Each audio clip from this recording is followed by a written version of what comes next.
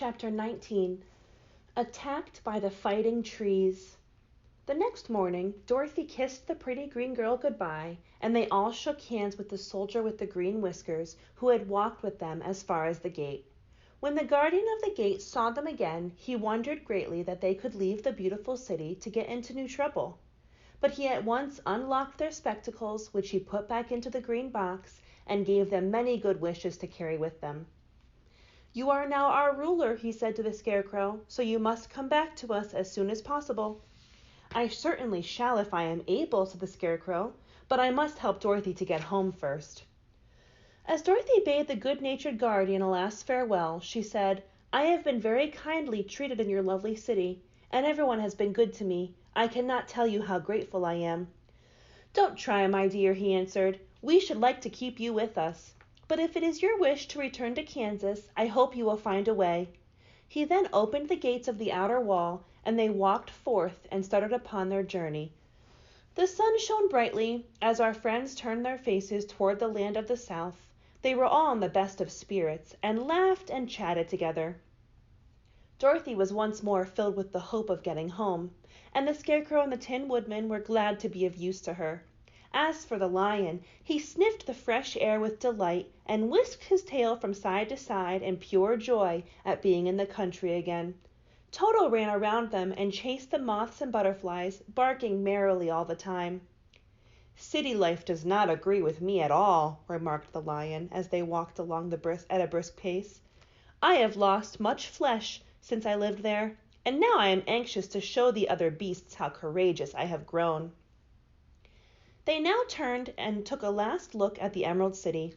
All they could see was a mass of towers and steeples behind the green walls, and high above everything else, the spires and dome of the Palace of Oz. "Oz was not such a bad wizard after all," said the Tin Woodman as he felt his heart rattling around in his breast. "He knew how to give me brains, and very good brains too," said the Scarecrow. "If Oz had taken a dose of the same courage he gave me," added the lion, "he would have been a brave man." Dorothy said nothing. Oz had not kept the promise he made her, but he had done his best, so she forgave him. As he said, he was a good man, even if he was a bad wizard. The first day's journey was through the green fields and bright flowers that stretched about the Emerald City on every side. They slept that night on the grass, with nothing but the stars over them, and they rested very well indeed. In the morning, they traveled on until they came to a thick wood.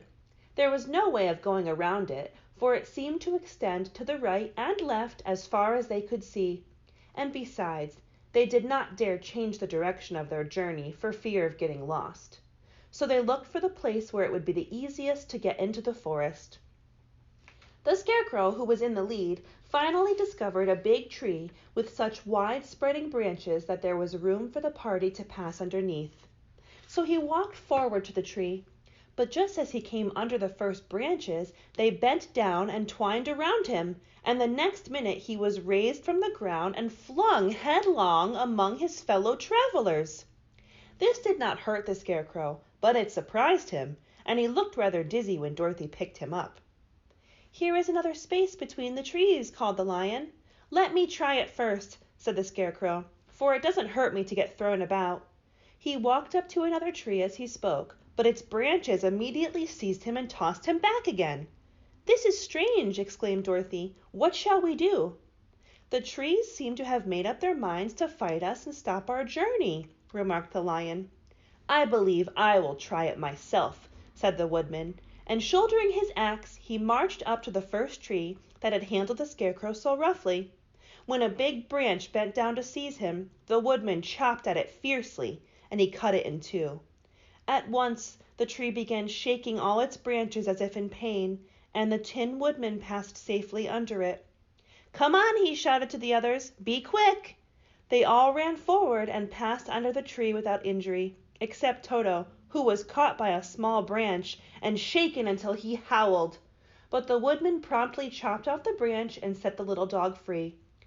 The other trees of the forest did nothing to keep them back, so they made up their minds that only the first row of trees could bend their branches, and that probably these were the policemen of the forest, and given this wonderful power in order to keep strangers out of it. The four travelers walked with ease through the trees until they came to the farther edge of the wood. Then, to their surprise, they found before them a high wall, which seemed to be made of white china. It was smooth, like the surface of a dish, and higher than their heads. "What shall we do now?" asked Dorothy. "I will make a ladder," said the Tin Woodman, "for we certainly must climb over the wall."